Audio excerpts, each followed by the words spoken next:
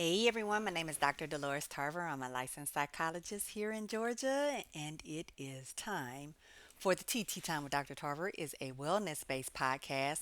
It is not intended to be a substitute for a relationship with a licensed mental health provider. We are rolling right along in April. We have talked about Black Maternal Health. We have talked about stress management. And if you know me, there is not probably a time or an episode of Tea Time with Dr. Tarver where I have not referenced, and here's your plug for therapy. So I thought it fitting in this third week that we address counseling awareness because it is also counseling awareness month. So let's get into it. I don't want to keep you long. And by that, I mean I'm absolutely going to keep you as long as I need to in order to give you all this good information. Okay, so I have a lot of conversations with people about if therapy is helpful or not helpful. And I think genuinely people have questions because either they have had a negative experience with therapy, they are not really sure how therapy is different than them being able to talk to friends and family, or they're not necessarily really sure like the purpose of therapy and what is supposed to be accomplished. So like we're just talking, right? Like how could that be helpful? And I do think that there is also this stigma around seeking therapy as if you're weak, and people are, I'm not weak. I don't need someone to tell me what to do. How is someone going to tell me more about me than I know about myself? I think that there is this misperception of what the approach to therapy is because a lot of times you'll see things on TV and you'll think like that's what it is. I don't want that. And I think that there is also people ask me a lot about the couch if I let people lay on the couch. Sometimes people want to lay on the couch and sometimes people are absolutely opposed to laying on the couch. I think sometimes people confuse psychologists, for example, with psychiatrists and understanding like what exactly a psychologist provides or a therapist provides. What's the difference between the types of degrees? Some people only want to deal with mental health providers who have a doctorate. Other people don't want to deal with you if you have a doctorate. So there's a lot of different things that go into it. And I will tell people when they say to me, I think therapy could be helpful, but not for me, or I don't see how therapy could be helpful. I think a lot of times it's important for us to provide some education and really help understand why people are making that statement. Because oftentimes when people tell me they don't need counseling, I usually will tell them that's probably a sign that you do. So, why do I say that? Let's get into it. There are a lot of different reasons why therapy could not be helpful, or why people may not like therapy, or think therapy is an option for them. So, one, let me validate that there are dynamics of a therapist that could make an experience negative. How so? One is if you were mandated to go to counseling. Maybe your first and only experience with counseling was when you were a teenager or a young child and your parents forced you to go to therapy. Maybe you had to go to family counseling following a divorce. Maybe there was a death in the family and you were made to go to grief counseling. Maybe you had a episode in which you attempted suicide and you were forced into a treatment facility. Maybe you were in a space where there was an incident at the job, and as a requirement of you returning to work, you had to go to therapy. Maybe someone called a child protective services agency on you and you were forced to enter into therapy. Maybe you got into an altercation with another person or a spouse or a partner and you were mandated to go to anger management. So there are a lot of times for people that the only experience they've ever had is because someone forced them into it. And so, of course, that experience could be very different than being able to select a therapist that's a good fit for you, being able to set treatment goals and understand the dynamics of therapy, and be able to make an informed decision because you're at a point in your life where you want to make changes. So, absolutely, in that case, I could see why people may not find therapy helpful. They may feel like all they did was have me go and sign this form. Once that was done, that was it. I don't even feel like I connected with them. I don't feel like I got anything out of it. You just say what you need to say to get out of there. Sometimes you go to a therapist, you choose, but it isn't a good fit. And it may not be a good fit because this was who your insurance covered. It may not be a good fit because this was the person that was in your area. It may not be a good fit because this was the only person who specialized in the area that you were seeking therapy for. It could not have been a good fit because value wise, culture wise, specialization wise, treatment orientation, how we approach therapy, that wasn't a good fit for you. Maybe you felt that the person didn't follow through. They didn't call you back. They were inconsistent with making appointments or with keeping appointments. Maybe they just disappeared on you and you never heard from them again.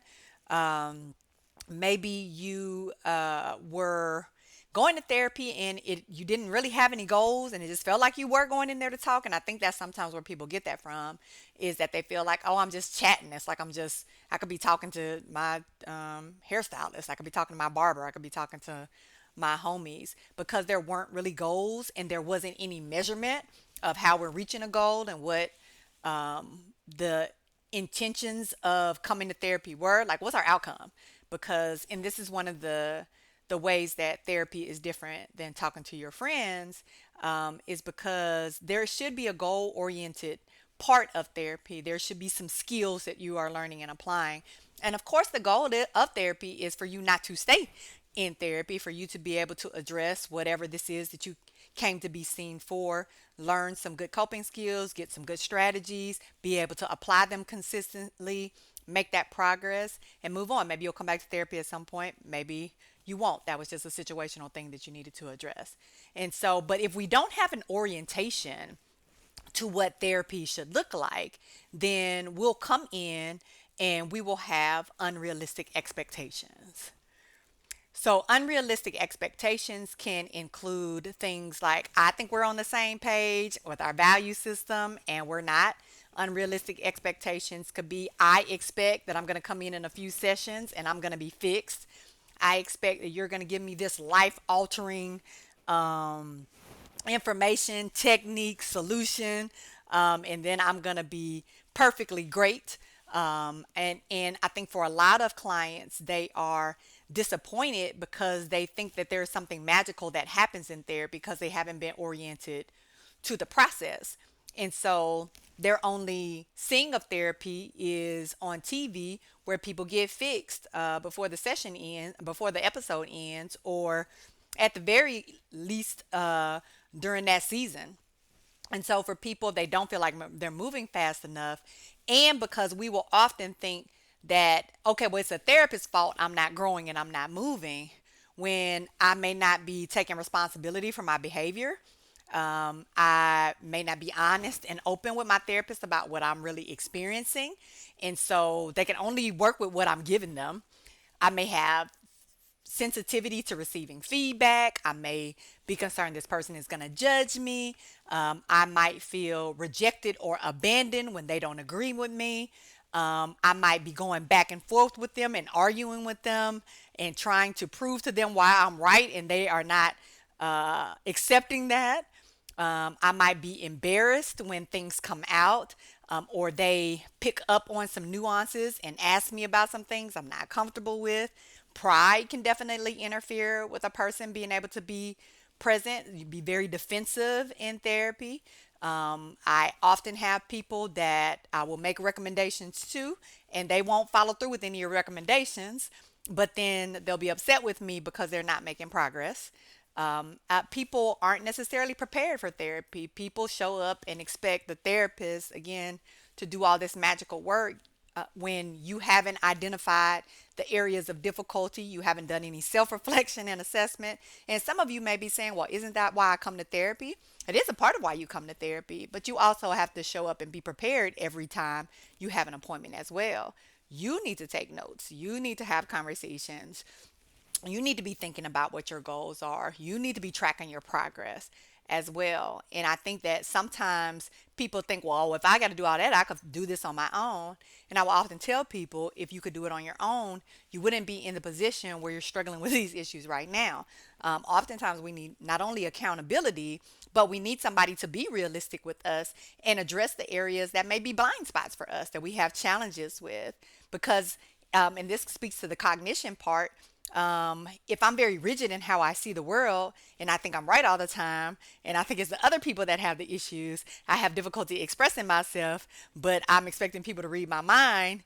And so the people around me aren't giving me any feedback because I'm hard to talk to and don't like to receive feedback. And so I'm continuing to believe these things to be true because people just aren't really engaging with me in that way. And so it can be very tough for people when a therapist comes in and says, hey, I'm noticing this pattern, I'm observing some things. There seems to be a power struggle with us. You seem to have a hard time with feedback. You seem to get really defensive. And then they feel attacked, right? And so then I will have clients leave therapy. I've had clients get up and walk out on me because sometimes the truth can be really hard, but it also can feel very vulnerable to be in there. And that's another reason. That's honestly why a lot of people don't like to come to therapy because of how vulnerable it makes them feel. And again, this speaks to particularly if we have a value system. I don't want to look weak in front of people. I don't want someone judging me. I don't want to put myself out there and then feel as if you look at me as less than, you devalue me, which is why it's really important to create a healthy working relationship with each other. But also, we just may have different value systems, and there are some limits to confidentiality. There are some things, as a mandated reporter, you abusing your child isn't something that I'm not going to have to address. Now, I understand that culturally, there's spankings and then there's beatings, right? And so as we're talking about some of these dynamics and providing education, that may be where people feel very judged. And because I have had to violate confidentiality if a person was a threat to themselves or to others, child abuse or elder neglect, it is very difficult sometimes for people to come back after that, after I've had to contact a higher level of care, after I've had to contact an emergency person in order for us to address some things to ensure you were safe, to ensure your children were safe, then that's where a lot of times people really struggle because then they feel like, again, I can't be honest with you because you're going to turn that against me. A lot of people fear being hospitalized. Like people think, one, people think I prescribe medication, which I don't. And two, people feel like I don't know that I've got a EMS vehicle right outside waiting to hospitalize them every time they express despair or hopelessness or they're struggling or they've had fleeting thoughts even with no plan or intent or they acted in a self-destructive way or they were self-injurious. Like there are so many different reasons why I've had people question whether or not I was going to call the police on them because they were using illicit substances. So there's a lot of, like, again, and that speaks to that misunderstanding and not education about what therapy is. And because also people just have had negative experiences in their lives. And so they're understandably hyper vigilant about how is this information going to be used. And a lot of people feel as if we're talking about them outside of therapy, like I am talking to my friends about them and I'm using their names and where they live and giving descriptions of them, almost like I got a social media account of clients and I'm going through like, oh, this one, child, let me tell you what they said today. And so I think that piece, and that sometimes comes from when we haven't had trusting relationships with people in general. And so we don't feel like we can have a trusting relationship with a therapist. Then there are things like people will project onto us as therapists called countertransference. the experiences they've had with other people. And so sometimes people will over identify with me as a mother figure, or want to over identify me with a mother as a mother figure. And when that doesn't happen, they feel rejected. They don't feel heard when I don't agree with them, or I offer a different perspective for them to consider. Sometimes there are cultural differences and there isn't necessarily a good fit. And so being able to work with someone who can understand your cultural dynamics in a way that allows you to be able to be in a safe space, where you can communicate and not feel judged and not have to do a lot of explaining. Because I think that's the other thing too. Like sometimes clients feel like they're responsible for providing education for their therapist, and no one wants to go in and feel like they are having to teach you strategies, particularly those about cultural nuances, or even dynamics, other dynamics of your identity. I think that sometimes too, this notion of therapy ending at some point can feel like abandonment to people, because it can be very easy to confuse a therapeutic alliance with a romantic relationship or a friendship. And oftentimes for people, when you're not available to them, if they have this perception that this is a different kind of relationship, then when you're not available to them, when you're not contacting them outside of session, they see that as abandonment. I think that another piece is, excuse me, therapists are clinically trained. And so there are observations and treatment recommendations that we make based on that clinical training. And so sometimes when a person doesn't agree with that, then they can stonewall, or may be resistant, may try to talk in circles or be really abstract, or get off of themselves and what you're focusing on to try to focus on someone else, not be as honest, can't start canceling appointments, missing appointments, right? We call these therapy interfering behaviors, because there is some challenging going on in that relationship with a therapist, and it is not going to be a great dynamic in therapy if there is a power struggle between you and your therapist. So, how do we address these things? One, I will say that it's very important for you to do your research before you go to therapy, because you want to find a therapist that is going to be a good fit for you. You need to understand what you desire to get out of therapy, what is a realistic goal or goals for therapy, what that process looks like. And in order for you to do that, it may be helpful for you to have a consultation before you select a therapist. What are you being seen for? Are you in the process of grief?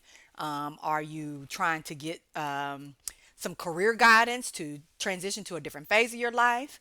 Are you dealing with depression? Are you dealing with anxiety? Are you dealing with relationship dynamics? Are you looking for strategies to be able to deal with attention deficit? Are you a person who has difficulty with motivation? You're dealing with distortions? Are you a person that is hallucinating? Are you paranoid? Right? Like there are a lot of different, and so that determines what type of provider you're going to see. And also, it's important for you to understand what type of treatment modality that person uses. What do I mean by that? That there are a lot of different types of therapy. You might hear the term therapeutic orientation. So, how we as a therapist approach therapy, are we looking at it in a collaborative way? Are we focusing on cognitive behavioral therapy? You'll hear that a lot. That is a treatment modality that works well for a lot of different things, smoking cessation, issues with body image, right? Because it looks at how our thoughts affect our behaviors, how our thoughts affect our feelings, how our thoughts drive our perceptions, our the ways that we think, right? So all of these kind of factors are important when you're trying to understand who would be the best fit for you. It is important also that you consider all the different aspects of your identity and all the different aspects of your value system, so that when you're looking for, you may want a female provider. You may want a provider of a particular ethnic background. You may want a provider who identifies or is well versed in LGBTQIA um, kinds of concerns. You may want a provider who has a disability. You may want a provider who only does virtual appointments. You may want a provider who only has in person. You may want somebody that's hybrid. You choosing a provider for your young person, it may be different than you choosing a provider for yourself. And so being able to understand what are these dynamics, and a consultation can kind of help with that, because you can talk to a person and get more information about how they approach therapy, give them a little bit of information about what you're looking for in terms of what you want to be seen for, so they can be able to guide you. Often people call me and I don't necessarily end up being the person that sees them, but I will give them some recommendations that would be a better fit for them based on their needs. And so, yes, therapists will call you back, but it is important that you, one, pick a therapist that's actually regularly in their office. Therapists may be in different phases of their lives. Some people are semi-retired, so they see very few people. They're in the office very little. They may not even have space to accept anyone new. And so when you don't hear back from someone, and I would encourage you to give a person a couple of calls, because things can happen. Voicemails get lost. People will say they called me, I won't get the message, and sometimes randomly a message will pop up later. It's weird. But anyway, stuff happens, right? So give a person the benefit of the doubt that they didn't get that first message. Give them another call. Or maybe the number that you have for them isn't an accurate working number. So making sure you have the right number. Or if they're a part of an office, can you contact the office to be able to get in touch with them? Therapists all communicate in different ways. Like, I'm not a therapist that gives my personal phone number for you to text me. You'll have my office number and you'll have my email address. And I will respond to you accordingly. Now, sometimes I'm not always in the office, and so I can't get that voicemail when I'm not in the office. So if I'm not in the office on a Monday and I don't get back till a Tuesday, then you won't hear from me till Tuesday when I get back in the office. But I explain to people the best ways to reach me, and that's what's important too. Understanding the boundaries and the dynamics. How do I contact this person outside of session? What does that look like? Because again, it's important for you to recognize, like, I'm also not going to be calling my therapist every day to update them on the T. That's not the type of relationship, like, right, as we talk about boundaries and what that looks like, and the purpose of your therapist and their role in your life, and establishing what type of relationship that is. Because you'll have a lot of different relationships in your life. Therapy is a type of relationship, but it is not a romantic relationship, and it is not a friendship. It is a working collaborative relationship. And so it's important to understand what that looks like. How are we going to, if we see each other out somewhere, are you gonna say anything to me? Am I gonna say something to you? Like, how does that work? Can we be friends on social media, right? So these are all things your therapist will talk to you about, but it's also important for you to understand these dynamics as well as you're thinking about finding a good therapist for you. It is important that you're patient and you recognize that therapy is a process. It is not something that I come one week and then I'm done 3 weeks later. Now, there are short term treatment modalities, and there are things that are very focused, and there are types of therapy that are very structured.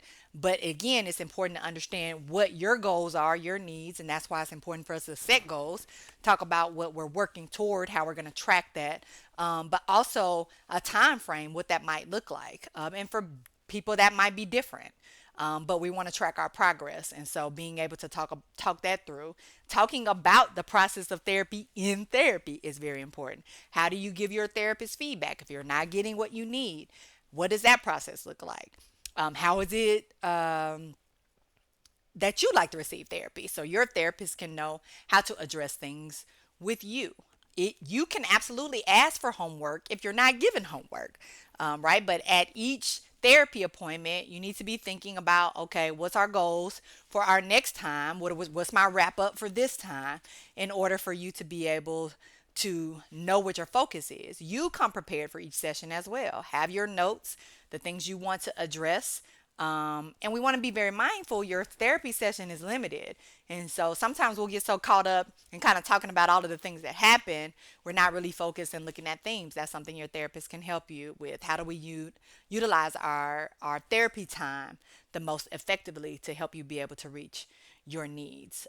Being able to address that at some point therapy will end, your rejection sensitivity, progress. Some people are afraid to make progress because they know that that means their therapy session is going to end, and this is one of the safe places that they have to really be able to focus on themselves and have active listening and strategy. And so some people will kind of not want to ever address that. And so being able to talk about that in therapy can really help. The I think the showing up and being fully present is really very important, because sometimes we're not present. Like sometimes we're distracted. Sometimes you're under the influence and you're not even cognitively there. And under the influence could be you took your pain medication. Under the influence could be you just left a procedure. I've had people come to appointments with me. They just left the emergency room. If you don't go home, right? So being able to really understand what might be interfering with me being present. Maybe I just had a car accident happen and I'm still dealing with the logistics of that. People are calling me, got stuff going on at my house. I can't be fully present, right? So I may need to reschedule. And that speaks to the logistical piece of therapy. Like, how does insurance work? Does insurance pay for my session? What kind of copay might I have? How do I make payments? What happens if I need to cancel? What happens if there's an emergency? Are there late cancellation or no-show fees? If I want to do telehealth, am I set up to be able to do telehealth? Do I have the capacity to be able to have video consistently? Do I have the capacity to have headphones so that I can talk privately, but also so that I can be heard? A lot of times we're speaking in devices and we move and it's in and out and the sound is in and out. And so that's not really conducive. Or sometimes we live out in rural areas or areas where the internet is spotty, and so then my session is going in and out. Maybe I don't have consistent transportation. How am I going to be able to get to these therapy appointments? So I need to think about, do I need in person? Do I need to be using telehealth? Is there some things that I need to know about this provider in terms of, for example, for me, if you miss 3 back-to-back sessions, no call, no show, then that terminates our therapy arrangement, right? And this is all information that I give to people and go over with them. But right, like understanding all of those dynamics, because that's why a lot of people get frustrated, is because they will say, well, I got kicked out of therapy. I don't know what happened. Like, they just wasn't, they didn't even communicate with me. They did. And that is, you didn't follow through with some of the a part of the agreement, because therapy is an agreement. It is a contractual agreement. And so we are talking about what I will show up and do and also what you'll show up and do. And so that's very important for you to be able to prepare for this process. And that is knowing whether or not I'm ready to be in therapy. Not all the time are we ready to be in therapy. You might have just lost someone. You're still in grief. You're still in shock. You're still numb. You're not even processing. It will not benefit you to come to therapy. You may have such severe symptoms. You may be actively paranoid, hallucinating, having a psychotic break. Like, you would not be a good candidate for therapy at that time, right? Sometimes we need more medication management first in order for us to be able to get the symptoms under control enough to be able to see the benefits of therapy. And also being able to recognize that it is not the therapist's responsibility for you to make progress. And so if you're not making progress, that it's really important for you to have, and again, having these conversations is really important. Am I doing the work outside of therapy? Because it's very important, much like physical therapy. When you go to physical therapy, you can't just go to physical therapy and show up for your appointment a couple of times a week and not do any of that exercises outside of therapy. You're going to revert back to the same place you were in each time. Same is true for therapy, for mental health counseling. If you're not doing any of the work outside, it's going to be very difficult for you to strengthen your skills. So I say this to say, what you get out of therapy depends on what you are willing to put into therapy. Okay, be well.